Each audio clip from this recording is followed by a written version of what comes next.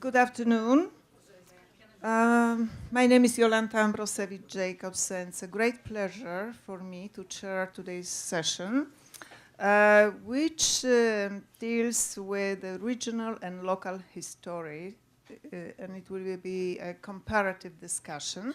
And we have very interesting three presenters, Michał Bilewicz, Maja Szabat, and Marta Kubiszyn. Michał Bilewicz is professor of psychology of the University of Warsaw, I believe the youngest professor in post-war Poland's history, at least. And Dr. Szabat is from Israel, from Haifa University, and Dr. Kubiszyn represent Marie Curie Skłodowska University in Lublin. What is common among our three presenters is that they're very fine scholars, young scholars of younger generation, but also combine expertise in applied science, because either they coordinate projects or work with NGOs or evaluate educational program. And I'm really looking forward to your presentation, Michał. Please, the floor is yours. It's teaching Polish students about Jewish history and the Holocaust, chances and risks. This session will be confrontational, and we go more deeply into educational issues and problems. Please. Thank you, Jolas. Thank you for inviting me here. That's it indeed will be. I'll try to be confrontational, and I'll try to start from some very pessimistic notes. So, welcome to the country in which the Holocaust education is being implemented in schools since 1989. We have a very nice course book for Holocaust education, which we also have a curriculum for teaching Holocaust at schools. So this is the official version. And this is the real version. This is the outcome. This is the results of several surveys in which the question like that has been asked. Who do you think was the greater victim of the Second World War? Did Jewish people suffer more, less, or the same as Poles? Okay, the black bars indicate the number of people, the percentage of people in Poland, these were representative surveys of the Polish population who think that Jews have suffered more than Poles did during the war. In 1992, the black bar is the highest one. It's 46%. 32% think that both nations, Poles and Jews, suffered the same. 6% is the number of people who think that Poles suffered more than Jews. And you can see that year by year, the black bars are going down. The gray ones are going up. And it's not today, but we see that we have now new data on that. But basically, this is the process, which is an ongoing one, that there's an increasing number of people in Poland who believe that Poles suffered more than Jews during the Second World War. And there is a decreasing number of people who think that Jews suffered more. And now the highest bar is the white one. Everybody suffered the same. So this, first of all, of course, this shows a demographic process. The decreasing number of people who, the senior people, yes, who really remembered. They could be anti-Semites, of course. In Poland, in that generation, you have the highest number of anti-Semites, but they knew what happened. They have witnessed it. So all of them would say, yes, Jews suffered more, because we've seen that. Now, with passing of this generation, we would expect that the education would, will solve the problem somehow, but it doesn't. So this is the image which I present you to show the problem with education in Poland. And now I'll show some more specific data on this problem. Why I think that school education in Poland is a missed opportunity to change Polish-Jewish relations and to change the deep problem of anti-Semitism, which I'm studying in my other studies. First study which I would like to present is the one that was conducted in several small shtetls in the south and the east of Poland and the central Poland and the east of Poland. We published this paper in 2009. So there were small groups of people from different towns, but the whole sample was more than 600 young people. We've asked them where they are acquiring knowledge about Jews. Have you heard about Jews on TV? Have you heard about Jews from your grandparents? Did you hear about Jews from newspapers, articles? Have you read about them in books? And was this topic covered in your school? Did you hear about Jews during school lessons? And what I present here are the correlations of the fact that someone had some knowledge from this given source and the level of anti-Semitism that this same person expressed, and other form of prejudice. It was like social distance, whether a person would accept Jewish person as a neighbor, as a relative, and so on. So we found that people who have received some stories about Jews from their grandparents, yes, they were less anti-Semitic. The asterisk mark a significant correlation. Those who've read newspaper articles about Jews, they would become less anti-Semitic. Those who've read books about Jews will become less anti-Semitic. School lessons, zero, no effect. People who had some education about Jewish topics at school and those who did not have any coverage of the topics did not differ in their levels of anti-Semitism. The second study that we did on that was conducted in Warsaw on the anniversary of the Warsaw Ghetto Uprising. We did a study on a representative sample of more than 1,000 Warsaw high school students. And in that study, we also asked that question, which I don't personally like, but I wanted just to repeat to see whether the results are the same as in the adult population. Who suffered more during the World War II? Poles, Jews, both groups the same, or I don't know. And here you can see that 44% again would say both groups suffered the same. 27% would say Jews suffered more. Approximately 25% would say that Poles suffered more.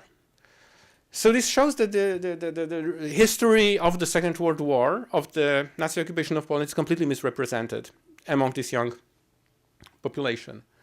We also asked how many hours devoted to the Holocaust history, how many hours were devoted to the Holocaust history in your class.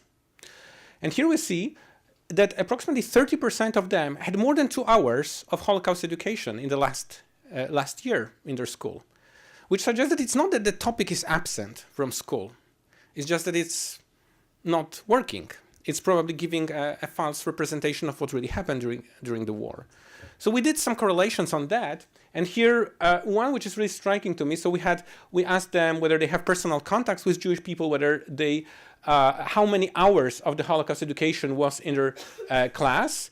And we also asked them about grades in history. So what grade did they get from history?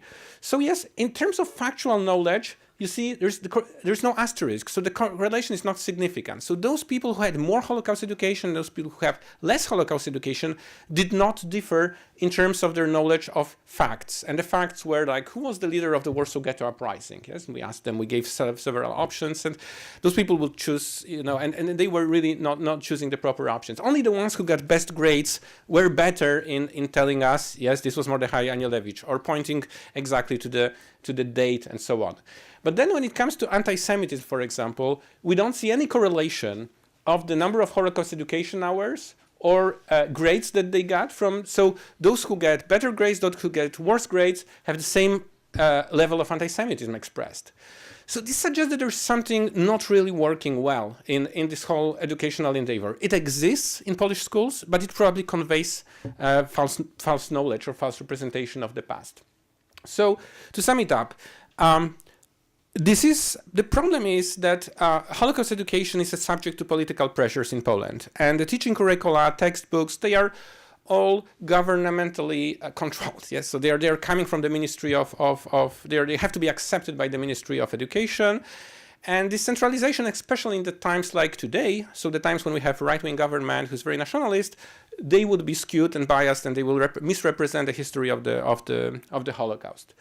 Holocaust education at school is forced. It's imposed on students, and also it seems that Polish Jews are excluded from the common identity. So when you read curricula, when you read textbooks, it's about Jews and Poles, and not about Poles and some of them being Christian, some of them being Jewish. It's always very, very exoticizing Jews and removing them from the common identity, and it's focused on the national level. And it's always telling about Poles, relations between Poles and Jews, all Jews. It's not really focusing on individuals. So this is why I think we have to think about other options of education. If we really want to educate maybe school doesn't work. How about museums? How about memorial sites? When we think about that, obviously the first that comes to our mind would be Auschwitz Memorial, Auschwitz State Museum, which is frequently visited by a large number of Polish students. So it's a systematic phenomenon which was never really very analyzed in details. What are the consequences of the visits of young Poles to Auschwitz? For some of them, it's just walking through this exhibit and not having really any strong emotional impact. But I took some students 6 years ago. I took a group of my students who actually forced me to take them to Auschwitz. We had a class on psychology of the Holocaust at the university, and during that class they told me, okay, after the class we want to visit Auschwitz. And so we thought about going there for one day. Then the director of the Auschwitz Museum told me that makes no sense to go there for one day. You have to bring your students for 2 days.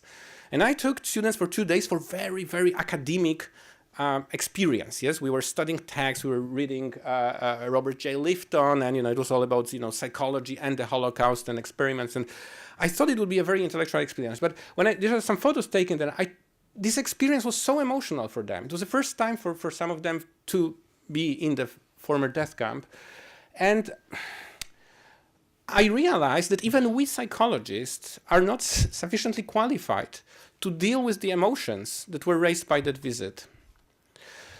And then I thought that one day I have to do some research on that, on the psychological effects of visiting Auschwitz. And this happened quite recently.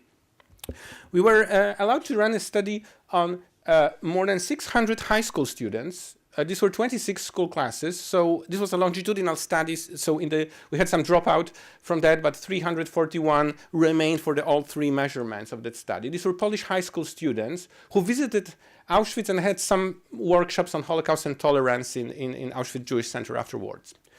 What we wanted to see is what are the consequences of this visit. So how the research was structured. First, our first measurement took place 1 month before visit to Auschwitz. We measured positive and negative affect, so to know what kind of emotions do they feel. And we also measured the sense of empathy with the victims, so inclusion of the Jewish victims into the structure of self, whether they think that whether they can really empathize with Jewish victims of the Holocaust. We have some psychological scales that can be used to measure that. Then we came back to them right after the visit in Auschwitz, and the same participants also they completed the same questionnaire, exactly the same questionnaire as in the first study. So we could compare how the visit to Auschwitz, whether it increased positive or negative emotions, and so on. And finally, we had the last measurement 1 month after visit to Auschwitz. And now we measured the same 2 things as before, positive and negative emotions, empathy with the victims, but also secondary trauma.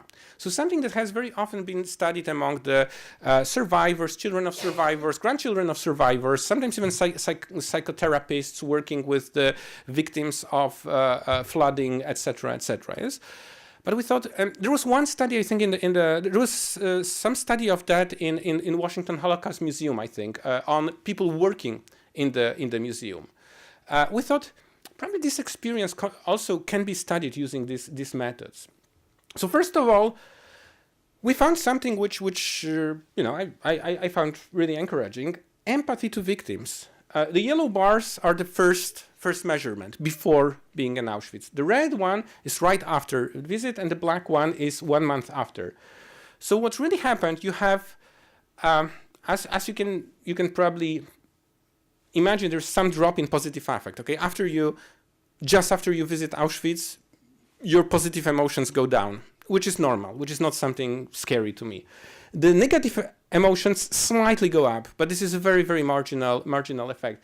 Now, what really happens is the empathy to victims. Young people start, at least some of them, start empathizing with the Jewish victims. So this experience is an emotional experience in terms of identifying yourself with what you've witnessed. And now so this is the positive side of that. Now the problem, the PTSD symptoms. We measured 3 kinds of PTSD symptoms using very traditional scales: intrusion-related symbols, avoidance symptoms, hypervigilance symptoms.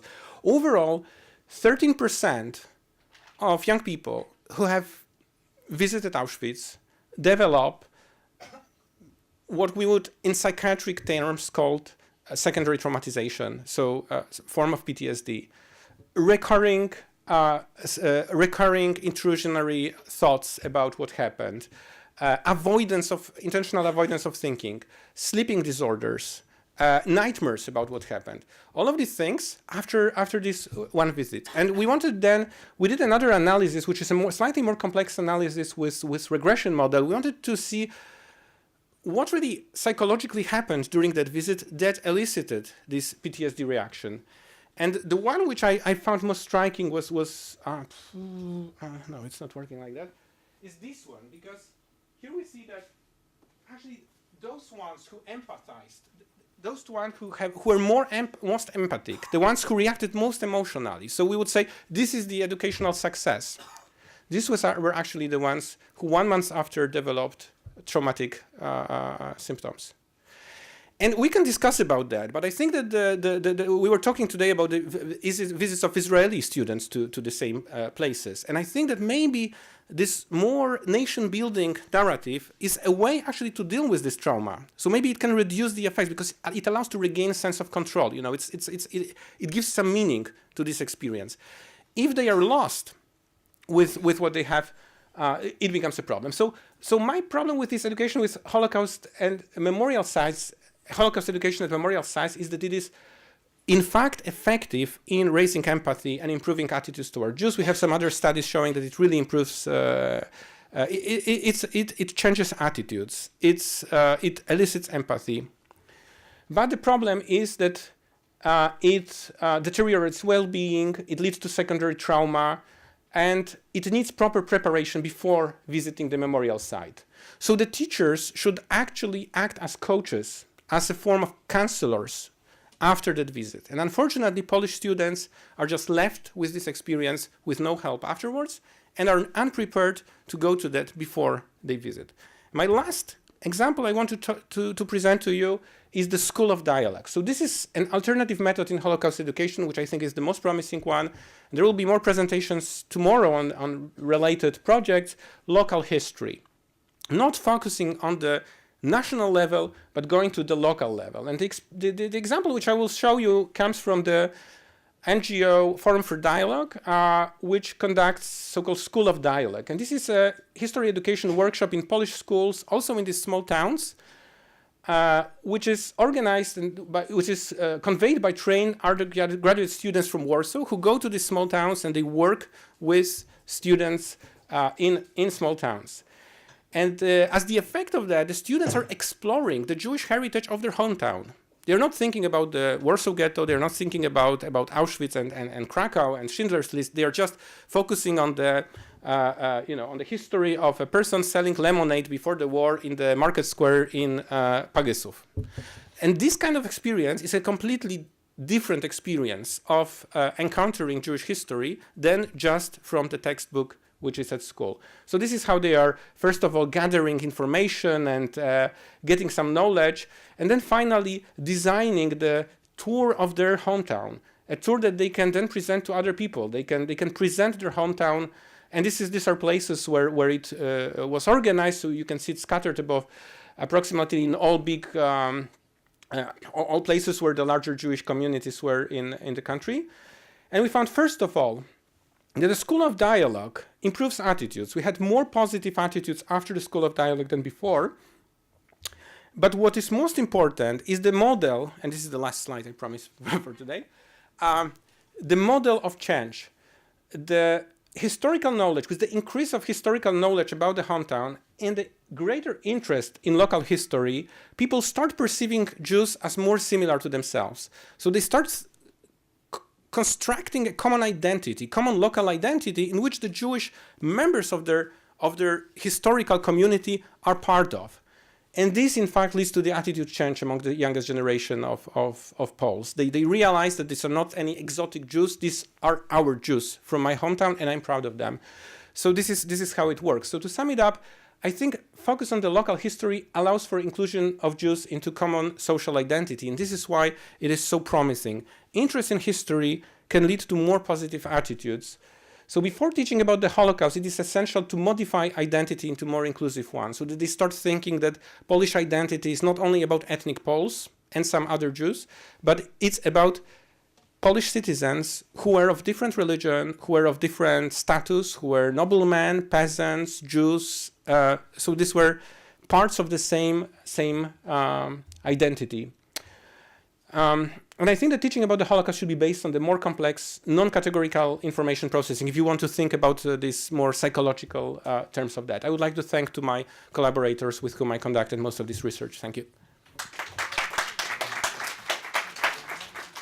Thank you very much. There will be more from Michał's empirical research in my presentation tomorrow morning. I would like to present now Dr. Maya Shabat, who is a postdoc researcher at the research project on Galician and Bukovinian Jewry at the University of Haifa. But today she will present her own study, and there will be a study, criticism of the Polish rabbinical educational system in the view of two rabbis, Dr. Samuel Abraham Poznański and Rabbi Dr. Szymon Bernfeld. Maya, please, the floor is yours. Good afternoon. On the verge of the 20th century, and in line with the general trend of fin de siècle, questions were raised regarding the existence of Judaism in the modern times. One of the main public arguments was between Echad Ha'am and Herzl. Echad Ha'am feared that assimilation and acculturation shall lead to the extinction of Judaism, which he defined as Tzarat HaYahadut, and suggested a spiritual cultural solution, whereas Herzl was mainly concerned with the anti-Semitism, persecutions, and pogroms, which he defined as Tzarat HaYehudim, and suggested a national diplomatic solution. Both approaches can be analyzed in many different aspects: regional, cultural, social, political, etc. In this short lecture, I shall not discuss Herzl or Echad Ha'am, but rather look at two other individuals torn between East and West. Both originated from Eastern Europe. One is local, Polish, and the other is regional, Galician. Both grew up under strong German influence because their parents refused to accept the political and cultural changes. These two are Rabbi Dr. Samuel Abraham Poznański and Rabbi Dr. Simon Bernfeld. Two questions are raised here. What were the differences between the two, referring to the issue of rabbinic higher education, and how did they refer to education and the way it should be passed on to the communities? This comparison demands a short presentation of rabbinic higher education in Eastern Europe. Most, if not all, of yeshivas in Poland and Lithuania, as described in many researches such as Zalkin's, closed before the last third of the 19th century. In addition, as described by Tzvi Sharfstein, these yeshivas, including the famous one in Vilna, Zhytomyr, and Warsaw, acted more as a gateway to higher education than a spiritual beacon, as one would expect. In the last third of the 19th century, initiatives to establish modern yeshivas, combining Torah, Hebrew, and general studies, raised, as proposed by Rabbi Yitzhak Yaakov Reines. During the 80s, a modern yeshiva was established in Odessa, and Joseph Klausner was among its graduates. Lack of rabbinic higher education institutes in the East caused many young Jews to migrate west, mainly to Germany, to obtain education. This brings us back to Poznański and Bernfeld, both migrating to the West to study. Bernfeld was born in 1860 in Galicia, which was then under the rule of the Austro-Hungarian Empire. He grew up at Lemberg to a Deutschen Maskell father who was anti-Hasidic and anti-Orthodox and refused to accept the Polish autonomy in 1867 and its related cultural and lingual aspects. At 20, Berenfeld was involved in a dispute about the appropriate cultural orientation for Galician Jews, German or Polish. And after that, he left to Germany seeking academic education and never returned to Galicia.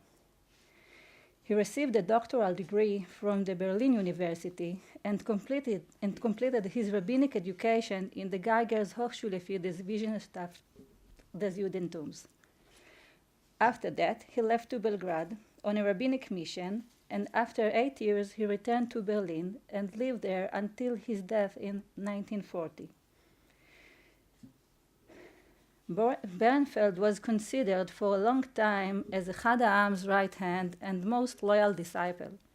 As such, he can be considered as a nationalist and even a Zionist, though opposing Herzl, feeling that Western Zionism took over the Eastern Jewish national idea and especially Galician Proto-Zionism.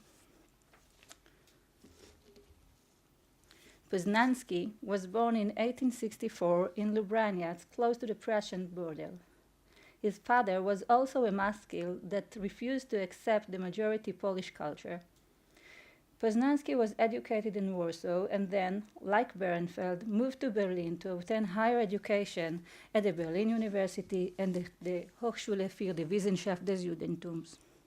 Poznański specialized in philology and Arab literature and received his doctoral degree in 1895.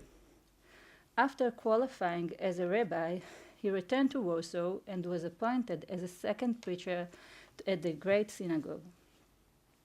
Poznański returns to Warsaw with ideas for social reforms.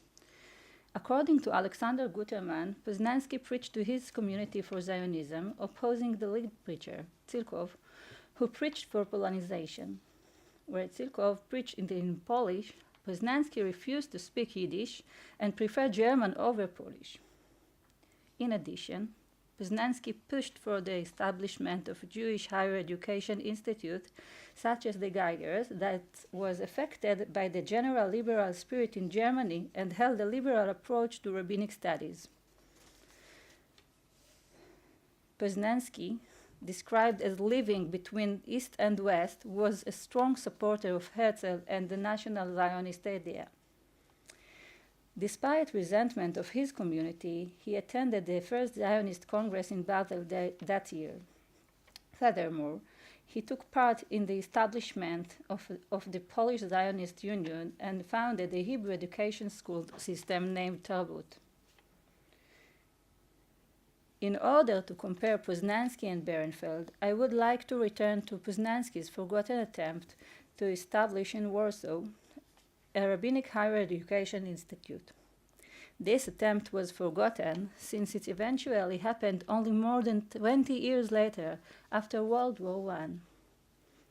Poznański's call for this institute was criticized by Berenfeld in his article, Synagogues and Yeshivas, published in Hashiloach, journal led by Echad Ha'am. Though Poznański isn't specifically mentioned, the article addresses his initiative and his support to Herzl. Addition to the criticism about Poznański, this article provides local, regional, and universal criticism on religious educational institutes.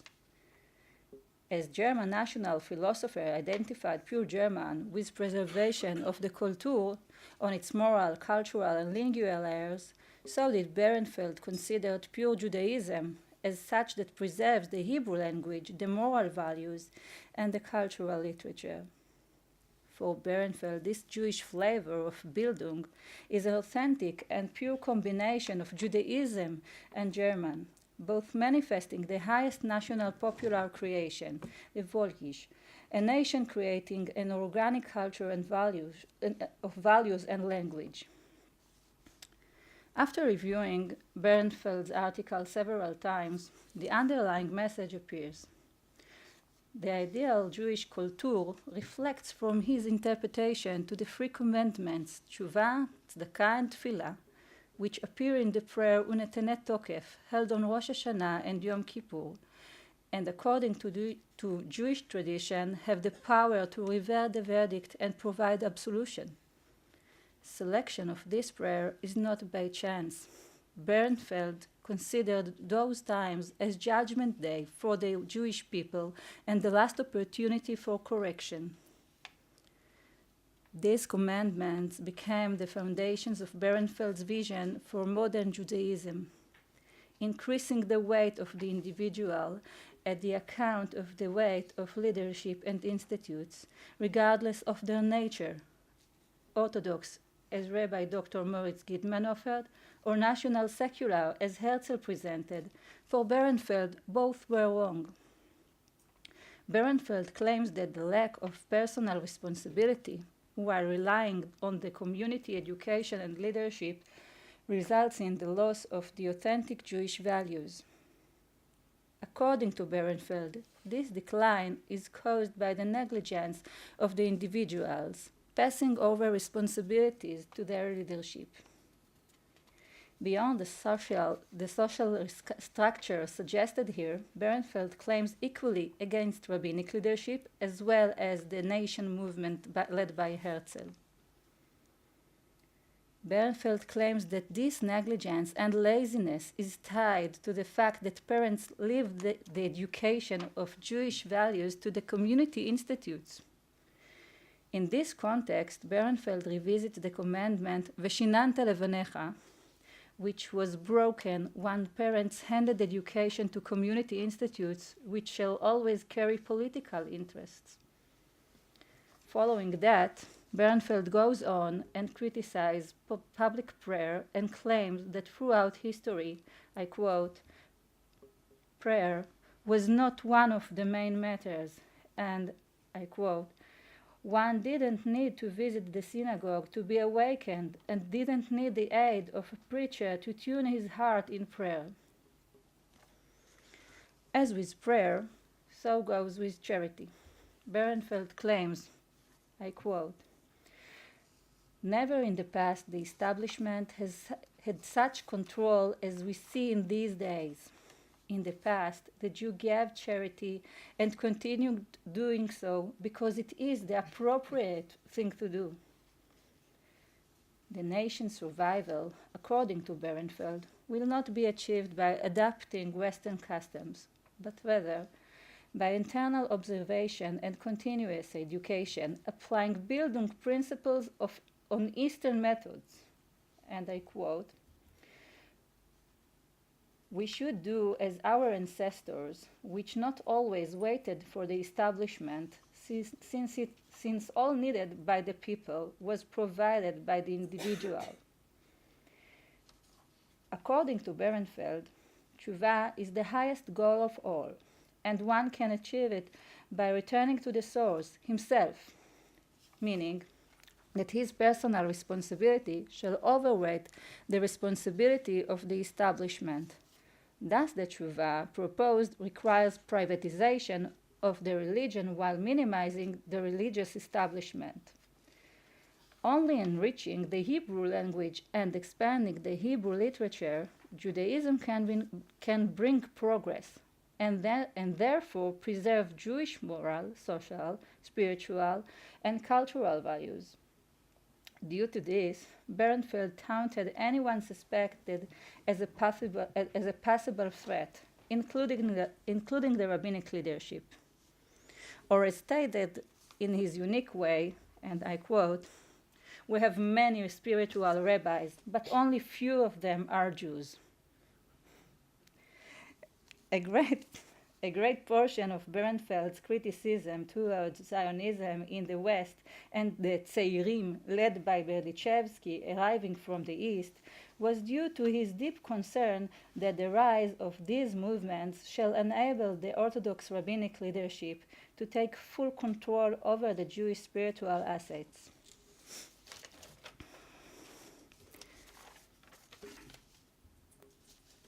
Returning to our session's title, Regional and Local History, we can see that though Bernfeld and Poznański shared similar biographies and national concepts, With the rise of Zionism led by Herzl, their political views drifted apart. This gap between the two can be explained due to the difference between the local, where Poznański grows up as a minority among Polish majority, whereas the regional, Bernfeld, grows up in Galicia as a minority among minorities with its progressive political environment. Both biographies existed on the borderline between East and West. While Poznański returned to his origin community as a spiritual leader, offering a traditional solution, Bernfeld remained an immigrant, preaching to an imagined community, offering a radical, almost anarchistic solution. Thank you.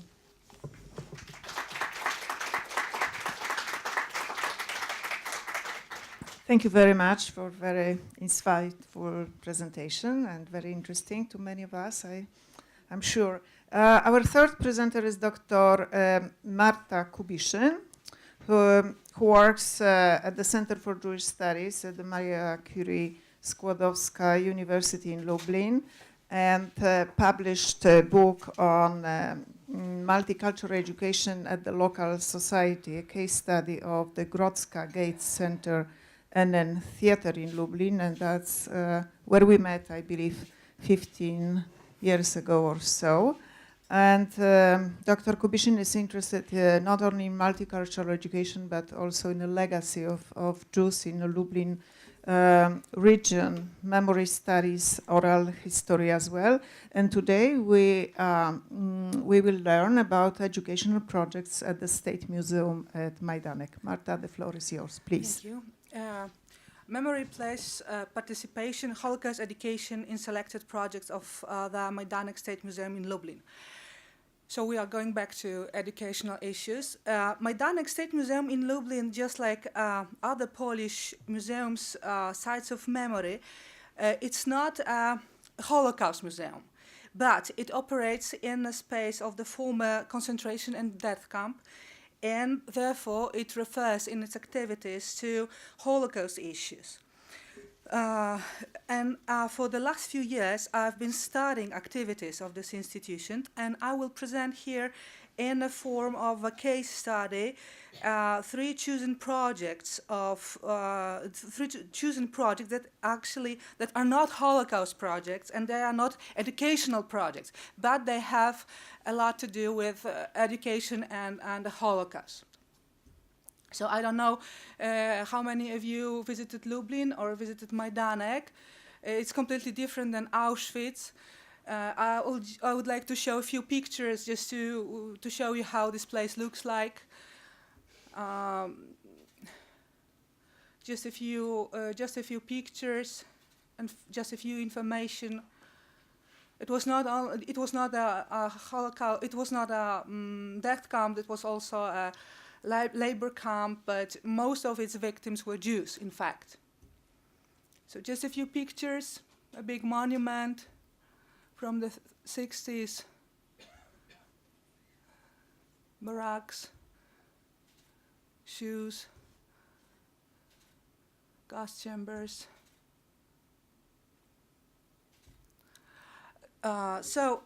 Theoretical and methodological point of reference for the activities of Majdanek State Museum is memory site pedagogy. It's derived from the Gedenkenstättenpädagogik, a theoretical reflection developed in Germany, which was combined with some assumptions derived from the theory of historical didactics, museum didactics, and some other elements of pedagogical theory.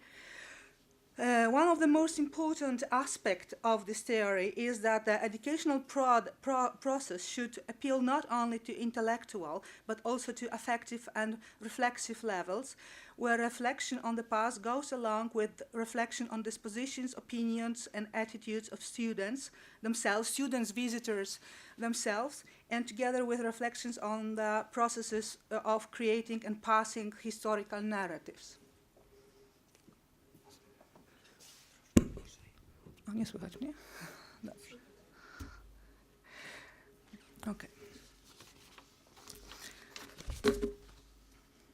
So in order to develop a more detailed analysis of the museum's activities in the context of theoretical postulates referring to the Holocaust education, conducted according to the framework of pedagogy of memoricide, 3 projects from 2000-2014 will be analyzed. The Day of 5 Prayers Mystery, it was a performative activity organized in the space of the former camp by the Grodzka Gate Inn Theatre in order to commemorate victims of different religions, and 2 multimedia exhibitions presented in the interiors of the barracks. First of them is the primer. The other one is the Prisoners of Majdanek. The first one refers to the fate of children imprisoned in the camp, and the other one shows the situation of prisoners of different national and ethnic origins. Although each of these 3 projects is of a different character, at the same time, none of them is directly oriented at the Holocaust education. Both exhibitions and the memory mystery refer to the Holocaust in a specific way.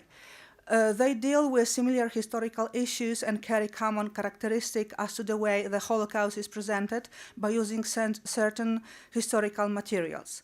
For the further analysis, 3 basic spheres of educational impact were distinguished: education by participation in the performative action, education by visiting an exhibition in the form of an artistic installation, and education by visiting a narrative multimedia exhibition aimed at passing on historical information by written text, sounds, and images that invites a visitor to interact and requires engaged, active participation. So I would like to show you a few pictures to present these activities to make it easier to understand. The Day of 5 Prayers Mystery. It was a performative action organized by the Grodzka Gate Inn Theatre in the space of the former camp. It was conducted in the public space and of Majdanek Museum, and it referred to its symbolic meanings. A group of former prisoners participated in this event together with a clergyman representing 5 denominations and a big group of young people, mostly students of Lublin schools. So they march, as you can see on this picture, they march along the road that runs through the camp, and there were 5 spots pointed out along this road and places where 5 prayers were said. But the most important thing, I think, from this educational point of view, were those plates with numbers. Those were plates with imprinted numbers of prisoners, so young people. So you can see they were laying on the ground, those plates, and students were supposed to take them home, and they were encouraged to search for information. So they could look for information about people who were carrying this number. So it was a symbolic way to restore their identity, to save the memory of one person. So this is maybe. So this performative activities, these memory mysteries, those are activities that are situated between theater performance and a performative activity, a performative event that is conducted in a public space. And its narrative is not a historical narrative, but it is designed to create a situation that allows participants to reread and reinterpret meanings and senses that are connected with a space, in this case, a space of the former camp, which is marked by the loss and trauma. And this mystery was not aimed at describing or reconstructing the history, the past events, but rather it created a space that helped these young people who participated to pay attention at the personal experience of history, witnesses, to make them understand the impact on historical impact of on individual life stories, and to develop empathy and historical consciousness. The second event is an exhibition. It's called the Primer. It was also organized in the space of Majdanek by Grodzka Gate and a theater in Lublin. It is an exhibition that refers to the fate of the children who died in Majdanek, and it refers to the fate of four particular children, two Jewish children, one Belarus and one Polish. And we learn about those children, and we learn about the fate of children in Majdanek in a more general way. So a few pictures how it looks like, because it's important. There are in this exhibition there are no artifacts. There are only objects that has symbolic meanings. There is a big skeleton of a train car. There are wells of memory. You can see those concrete wells of memory. One of them, each of them symbolizes one of the children. If one bends over these wells, one can hear the testimonies that were recorded after the war. But one of them is silent, and it refers to the fate of the Jewish boy, of Henio Żytomierski, who didn't survive the war, and of course also to the other children that didn't survive the war. There are also clay plates with some information about the life in the camp. So it's a very simple exhibition. It breaks the typical structure, rules, and the traditional approach to historical display. There are you can see these theater-like lights, but what you cannot see is a very complex multi-lane sound sphere that resounds in this space. So this is very emotional, very moving, and maybe some of you have seen this exhibition. It's really moving, right? It has no narrative character, and it does not transmit historical knowledge in the traditional sense. But people who visit this exhibition, they have to take actions. They have look into drawers, look for information. They have to bend over those wells to listen to oral testimonies. They have to bend over those tablets to read the information. So this exhibition provokes visitors to interact, to search for information. And the last exhibition, last element, Prisoners of Majdanek exhibition. It's completely different exhibition. It was opened in July 2014. It has a different character on one hand because of the structure and aesthetic, and because of the way the narrative of the prisoner's life is constructed. It, in a sense, resembles traditional exhibition. But on the other hand, the multi-line narrative, the way of presenting the archival materials, artifacts, and oral testimonies, together with an attempt to engage visitors to undertake certain activities while visiting the exhibition, gives it an innovative character, and that corresponds with assumption of pedagogy of memory sites, and implement some certain pedagogical goals, and therefore it seems to be close to both projects that were described before. This exhibition refers to the fate of prisoners from Majdanek, Jews from different European countries, Ukrainians, Poles, Germans, Dutch, Italians, and it presents their life stories, personal documents, personal objects, other materials. So you can see it on those pictures. And the narrative of this exhibition is supposed to reflect a prisoner's fate. It's built simultaneously by several levels of narration.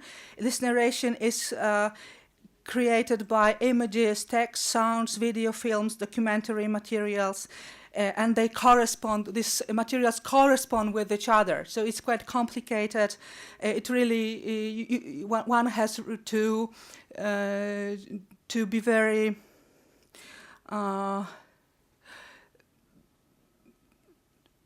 to engage in visiting. Maybe it doesn't look like, but one has to engage to understand what this exhibition is about. And this, they try to avoid any kind of anonymity. So there are certain people, certain oral testimonies, certain objects that belong to certain people who are known by name. So it's very interesting. And also it engages visitors. So one has to touch multimedia screens to search for some more detailed information.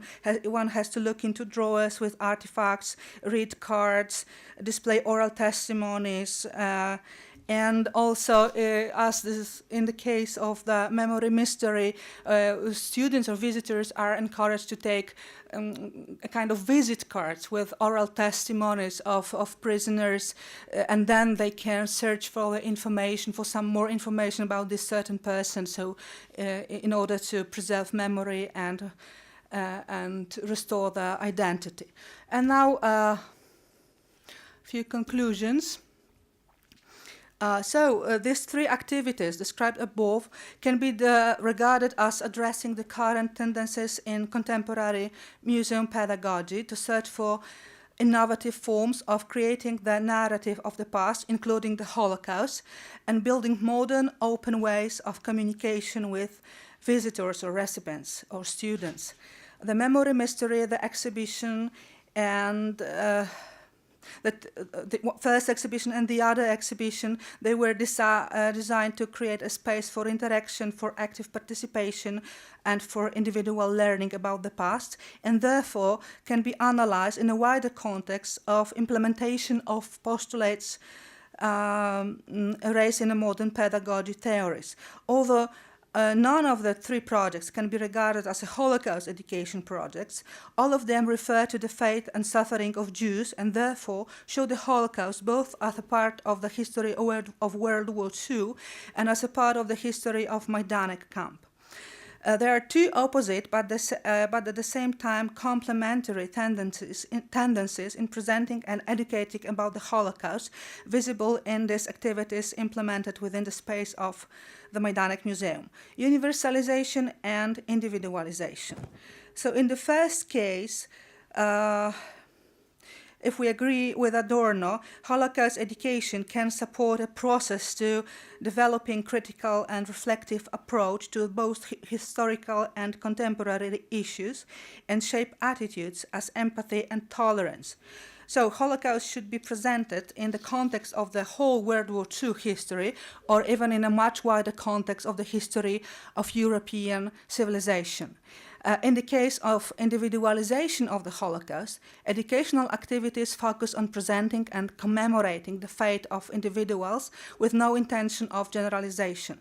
The Holocaust is presented as a complex of historical facts that took place in a certain time and certain place and concern certain people. The focus is shifted from general issues into a sphere of individual experience with requires to refer to testimonies and memoirs of witnesses and to implement activities aiming at reconstructing their life stories, to restore in a symbolic way an identity of individuals and in order to commemorate them. So the individual dimension of history is clearly emphasized in all three projects because of the role of oral testimonies used as an important element of constructed narratives. So this listening to the voices of witnesses, watching them on video, listening to them in a direct personal contact changes this perception of historical issues. And the emotional perception of a historical message is stronger. Although both approaches vary at the theoretical level, universalization and individualization perspectives seem to interact with and complement each other. Presenting the Holocaust as a symbol of racism, intolerance, and genocide can become a part of a civil society education, multicultural education, or even global education, where learning about the past aims not only at gathering knowledge about the past, but also at understanding contemporary problems. The three projects can also be analyzed as a practical implementation of theoretical concept of progressive education inspired by John Dewey's thoughts. According to this theory, educational impact affects not only a cognitive level, but also other dimensions that can be described as learning by visual experience, learning by evoking empathy toward victims, and learning by a physical presence in a site of memory. Answering the postulates of critical pedagogy, educational activity is undertaken by an individual, and that allows him or her to develop competences of critical approach to historical sources and interpretative skills. So it corresponds with the postulates present in pedagogical theory to refer to educational methods aimed at engaged participation instead of passive perception, active search for information instead of learning educational products, and deeper sensual experience instead of simple perception. Thank you. Thank you very much for presenting us three projects providing experiential education. And before I open floor for discussion, I would like to apologize, but Dr. Maya Shabat, she didn't feel well, so she had to step out, and she will be very happy to answer your questions tomorrow. So please make a note or just remember them. So all three presentations actually very diverse, showed various aspects of education and how complex and complicated is this area. So we have two presenters ready to answer your questions or listen to your comments. Please, Professor Polański. I found Professor Bilevich's presentation both very, very helpful and also very interesting. I would like to raise some questions about public opinion polling in the context of these very complicated attitudes towards the past. And here I was very much struck by the work of Ireneusz Krzemiński, who obviously you know, who takes the view that to ask these questions, who suffered more, without having a series of discussions around it, gives a rather skewed idea, because these are questions which were formulated to decide whether housewives prefer one brand of soap powder rather than another, and that without a series of you may not get the right answers. I mean, I agree with your pessimistic evaluation. It was borne out by the last elections. On the other hand, if you look at the Tsebos poll, which was published yesterday, or at Krzemiński's surveys, they show something rather different, not talking about historical experience, but or how suffering during the Second World War is evaluated, but attitudes towards others, in this case Jews, but one could also talk about Russians, Germans, and so on. That in relation to Jews, it does seem to me that what the Krzemiński surveys show, and I'd like to get your reaction to this and what its implications in policy terms are, that there has been a polarization. There's an increase in anti-Semitism, but it's still at a relatively 25-30%, but there's also a strong increase in anti-Semitism, which is now a strong phenomenon in Poland. And so you have a polarized view both of the past, an apologetic versus a self-critical view, and a double view of the past in which, on the one hand, Polish-Jewish relations is seen as something in which Poles should feel some responsibility for amending their behavior, and another one which justifies behavior. And it seems that the self-justifying view is seen to be on the decline, whereas the self-critical views seem to be rising between the 1992, 2004 and 2012 survey by Krzemiński. Does this conflict with what you've said, or can it be combined with what you've said, and how does this affect your methodology? Perhaps the question can be answered right away, okay? This is a larger question about the anti-Semitism, because I don't really feel that the desired outcome is the philo-Semitism. Yes, I mean, I don't want to be loved. I want to be, you know, I mean, this is the okay. So the point is that we see that the problem is raising, and I'm curious about this Cebos thing, because we've done surveys last year and very recent ones, and I didn't see any. So after 2010, so we had basically the improvement of attitudes toward Jews in Poland until 2010, 2011, in all opinion polls that I've seen on representative samples. And then something happens. In 2010, 2011, the attitudes of Poles toward all outgroups, be it Jewish, Roma, Russian, German, Arab. I mean, this is the new phenomenon here, rise of Islamophobia in Poland. Particularly in the last 2 years, we observed a huge increase in that. And it's very much correlated with actually anti-Semitism. So we see that this rise in Islamophobia took anti-Semitism, the increase in anti-Semitism was a consequence more or less of this rise in Islamophobia in recent 2 years. And I consider it to be a problem. And of course, if you look at the data by Igor Krzemiński, the number of people who these anti-Semites, as he called them, so, and I don't know if we can call them critical. They are, of course, self-critical Poles, some of them. Some of them are just critical about anti-Semitism, so who are critical about the expressions of anti-Semitism. There is increase of that, but this is not the majority of the population. It contributes to the impression that we have about the Polish population to be a very divided one. That there are these bubbles, liberal bubbles in the cities, and the majority which is anti-Semitic, and it reflects also political choices and the electorates of PiS and Liberal Party PO and so on. Professor Bartal, and then. I'm very interested to hear your opinion as far as comparative studies on the impact of teaching at school has an impact on other subjects, something not necessarily related either to the Holocaust or to Jews and non-Jews suffering during the war. Because based on my experience, you know, in school curriculum for, I would say, a couple of decades, it has been studied elsewhere, and unfortunately, good news for the teachers or bad news for the teacher, we all know that the impact of what you study in school is quite low. So what is there anything that this specific phenomena is different from the rest of other cases? Mm-hmm.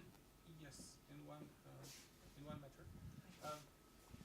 Yes, in one matter, the program that I presented in the end, so using local heritage education, so educating about the local heritage, the School of Dialogue, we have very recently, we started analyzing how it affects other things that knowledge of Jewish history or attitudes. What we found is that it increases social capital. So it increases, first of all, trust and social engagement. So after being more interested in Jewish history of your local hometown, you want to be more engaged in, I don't know, volunteering in helping the senior people in your hometown, or other forms of social engagement, or you go voting in the local elections after you get your voting rights. So this, I think, is very promising, because we can claim that it's not only that we are working on the Jewish education, but we're actually working on the fact on making small towns in Poland more vibrant, making these people living. Okay, if you live in Paryżów, you are usually ashamed of living in Paryżów. You are from nowhere. You feel you are worse. You want to be from Warsaw. You don't want to be from a small town in the middle of nowhere. Yes, and this is there is a lot of stigmatization of people from the province in Poland.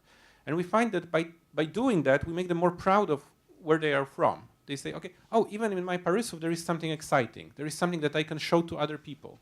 And this actually makes them more active and more willing to work on the sake of. If I answered your question, at least partly. Professor Jolanta Żindul. Thank you. I have a question and a remark to Professor Bilewicz. You mentioned during your presentation, among other characteristics of the textbooks written in history textbooks, and about the Jewish part of this textbooks, that in the third point probably that there is there are mentioned Poles and Jews. Yeah, and you commented that there is instead it should be probably better to talk about Poles of Christian origin and Poles of Jewish origin. Have I understand it well or not? Because even in our discussion we use this expression Poles and Jews, and they are very useful, and they are also somehow compatible with the identity of the people, in the 19th century and also in the interwar period. So could you comment it? That's a big issue. I think it was raised by Professor Mach on the first day of this conference, that what we've missed in our history education in Poland is the class, or how do we translate społeczeństwo stanowe, stan, into English? Estate society. So if we consider this estate society, or let's say the class structure of the pre-modern Poland, why not to treat Polish Jews as distinct from noblemen and distinct from peasants, but part of the Polish social landscape of that time? Yeah? And I think that this is missing from the historical education if we are telling only about Poles and Jews. Before 19th century, who were the Poles? Sorry, I'm not a historian, and that's probably a question to you much more, but I think that this is a slightly different view which I would propose here, to incorporate Polish Jews living in Poland, Polish Jews as being part of the... There was not too much in common between the peasant and the nobleman, in terms of language, in terms of culture, in terms of identity. So even if someone says that a Jewish person living in a shtetl had not much in common with the peasant, yeah, but the same about noblemen. So I mean, this is the fact that I wanted to point out, to incorporate Jews. If someone thinks about the local memory of the hometown, for example, be more inclusive. And I think we find it in the data that this more inclusive education about the local history can have some proper... With Litvaks, they were not Polish. I'm Galicianer, they're the outgroup. So, so I have a comment and a question. My comment was sort of what she was asking about the Jews and Poles, which is a famous discussion among historians. There was a famous chapter by an historian who talked about Jews and other Poles as a way to get around that. But the thing is, and not to make a pun on the word Poles, but your Poles you're asking about who suffered more is Jews and Poles. So you're assuming that dichotomy and actually pushing that dichotomy and people answering your questionnaire. Well, I would like to come back to this question, because Professor Polonsky also, I find this question very controversial. I use it only once in this study of young people because I wanted just to see whether the results of them would anyhow reflect other studies. Some of these studies that I presented you on this timeline were studies conducted by Ireneusz Krzemiński, so actually he uses this question. Mm-hmm. And on all other studies that I was doing, I never used this question because I found that this question is also not adequate in terms of, okay, if someone interprets it as a question, as a numerical question, in terms of numbers, if somebody is asked who suffered more, Polish Jews versus Poles, in terms of numbers, like objective numbers, not percentages, but objective numbers, maybe he would be true if he says both groups suffered the same because the exact numbers of victims, people dead, were the same. But of course, he's wrong in all other meanings of that, which is the percentage of the population, which is more than 90% of Jewish population in Poland, and only 10% of Polish population, ethnic Polish population. And you're right that this question also imposes this view, this Polish-Jewish distinction that I try to fight with. This is why I try to avoid this question as much as possible. Or rephrase it as Catholic Poles and Jewish Poles or something like that. But not all Poles were Catholic. Suffering is the problem too. Yeah. How do you define suffering? Yeah. Always survey research is... So, if I may just ask one other question. In Eastern Galicia, it's a phenomenon that Ukrainians today, young Ukrainians, are mostly unaware of the extent to which their towns were Jewish before the war. Yeah. And I'm wondering if in the Polish side, with all these local towns you're working with, is that same problem. Do young Poles know the extent to which their towns were once Jewish? Not to the extent that, for example, Omer Bartov described in his work Erased, that you're probably referring to as one of the descriptions of this situation in let's say, Kolomey or Ivano-Frankivsk and other town where people just, they just built all these, monuments of Upa on all Jewish graves. This is something which in Poland is not so much anymore. Probably if you came in 1980s, this would be what you would see. Now there is growing awareness, and I think it's also a result also of a lot of educational projects in that places. So we are dealing with somewhat better situation, but we hope we are improving it. Yeah. Thank you. It's just a note related to a personal experience, but it is related to what you said about the local experience and about what the Poles know about their former experience. About 8-9 years ago, I accompanied my father to a small town in Germany. And the local people wanted us to accompany the high school students who had visitors from Poland. They had an exchange student program. They wanted to improve German-Polish relations.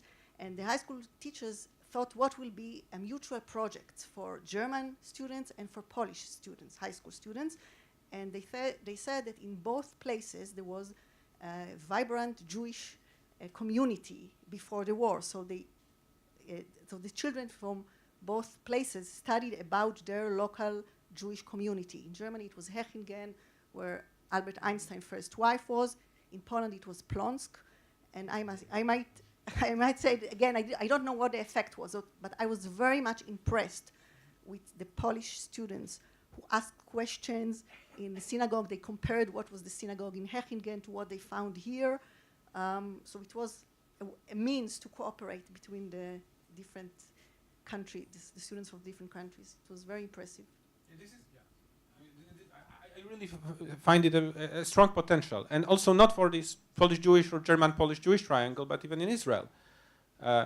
Focusing on the local heritage can be also used as a means of improving the current relations in the Middle East, which I think is very promising. And I hope there are people from Ariel University. I mean, I hope we can think about some initiatives in outside of this Polish-Jewish-German context, because yeah.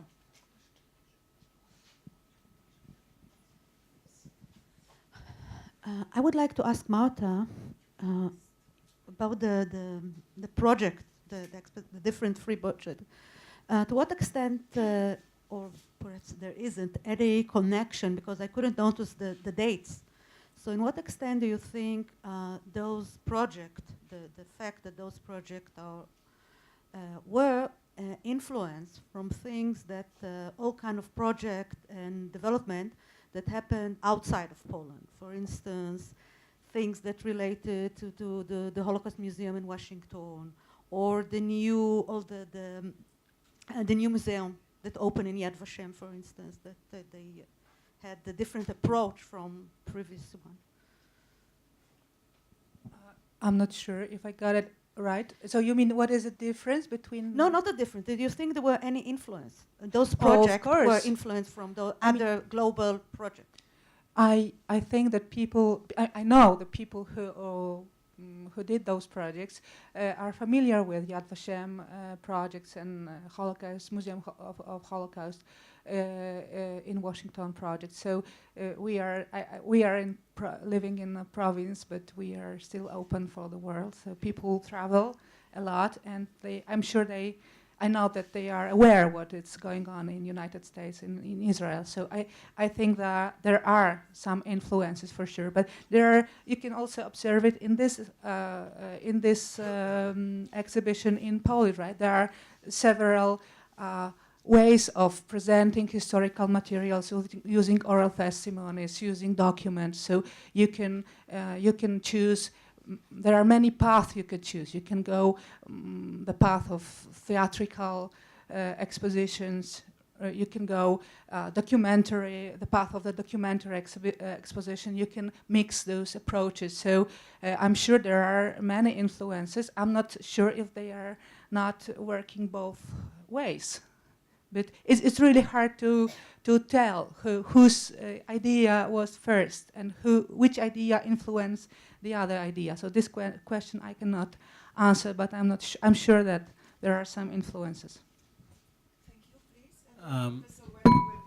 Yeah, I would like to refer to what you presented as the this project of dialogue, which was in small towns. In Lithuania, about 10 years ago, they were looking for a solution to the same problem, and they initiated a program titled "My Grandfather and Great-Grandfather Jewish Neighbors" on the local level. And school students, high school students, did exactly the same. And in their survey, which was conducted later on, the results were similar to yours. So it seems. I'm delighted to hear that, and I have to learn more about this project because we are trying to find other institutions in other countries doing similar work. But I really, also if you, even before doing this study, we just asked in some studies whether also in the Polish-Ukrainian context, among people living close to Pawłokoma, where the great massacres took place, like ethnic cleansing during the war, we asked young people whether their grandparents told you something about Ukrainian neighbors. And we found that those students whose grandparents told them something about Ukrainian neighbors developed more positive attitudes toward Ukrainians, even in a place of ethnic cleansing. So I really think it's a very important opportunity. And also, like I mentioned, this Middle Eastern thing, that I think that the Sephardic Jews, or those who are historically from that place, can also convey this information that probably can go completely beyond the current conflicts to their grandchildren. But maybe. I'd like to thank you very much for a very fascinating panel this afternoon. The range of possible projects is enormous, as we've heard, and I'm wondering, I have a question really about whether one aspect of this subject has slipped through the cracks, and I'm thinking of commemorative ceremonies. It seems to me that this is a very fascinating phenomenon. A lot of young people take part at a local level in a local level ceremony. Now this could be for International Holocaust Memorial Day. I believe that, 40 places in Małopolska alone held commemorative ceremonies only 2 weeks or 3 weeks ago for International Holocaust Memorial Day, quite apart from the big ceremony in Auschwitz. And of course, as you said, these local level issues are sustainable, and because they have good consequences at all other levels, which are worth noting. People volunteering, as you say, and people getting involved. What is fascinating at these ceremonies is the high proportion of young people, of high school students. I mean, just to give a simple example, the March of Memory, the annual March of Memory in Krakow, attended, I don't know, by, I'm not able to count, but I mean, it's huge. I mean, well into over 1,000 people to come along to something like that.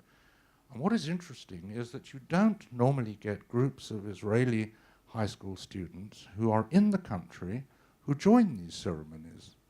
I mean, it seems to me to be an ideal opportunity to bring Israeli high school students and Polish high school students together, because they will share the purposes of the ceremony.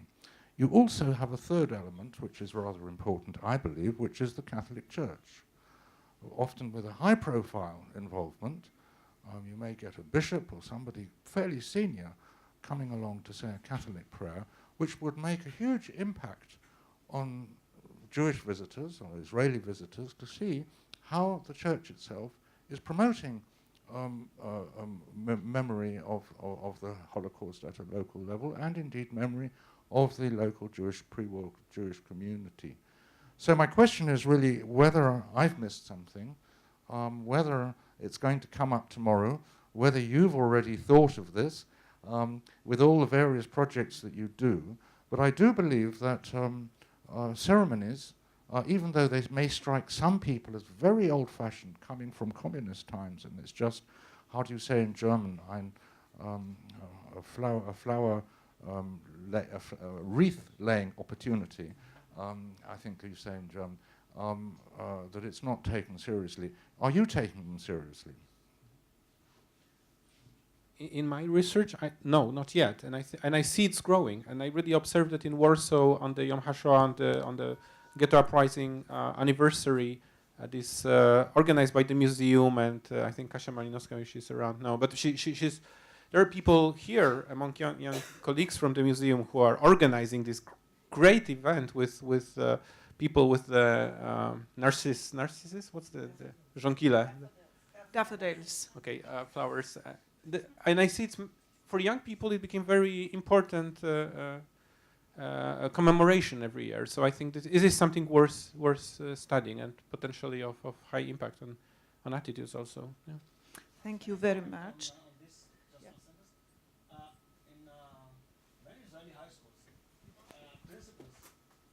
In many Israeli high schools, principals in principle object any contact of Israeli high school students with Polish high school students, not to mention the Catholic Church. I mean, this is beyond imagination. So I fully share your, wishes, but they are. There is also opposite situation. You can just, I could say, I'm sorry, I'm just interrupting you, but I have to. I'm also Anigam Gingias Anihol. There's also opposite situation. I'm working at the Polish Institute in Tel Aviv. Here is my friend from Yad Vashem. And we are doing this project called Mifgashim in Hebrew, getting closer in English, or what is the Polish name? Bliżej siebie, sorry, in Polish. And actually there is even governmental agreement signed that around 10% of Israeli and Polish high schools should meet with their counterpartners from Israel during the Holocaust trip to Poland. And they should do this within between 4 to 6, up till 8 hours even sometimes. And they are doing ceremonies together and so on and so forth. So yes, you are right that many principles are against, but also many principles are for that. So even sometimes religious schools, but of course majority are secular, and of course maybe it's much easier to convince a school from Tel Aviv, Ramat Gan, Haifa, but actually not only. So we are after 10 years of this project more or less, and there are really more and more schools in that. So the situation is not as tragic as you think. Tadeusz, of course, it's not perfect. Thank you very much for your intervention. But they need preparation for it. This is the key. But this is part of the project, and it's part of the Israeli school system. Okay, this is our vivid discussion. Indicates that this topic is very important, and we will continue tomorrow because the Grodzka Gate Theatre NN will be present because we have Joanna Zentar with us, so it will be present during a round table discussion. And also we will talk about some controversial and taboo topics related to the Israeli youth meetings in Poland, and also quota for participation in the March of the Living for Polish students who would like to take part in this event, and they cannot sometimes. So we have many topics to cover tomorrow. I would like to thank first of all our speakers and our audience for discussion, for excellent presentations, and your questions and input. Thank you. This is the end of today's day and long day. So we meet again 9 a.m. Tomorrow. Have a nice evening.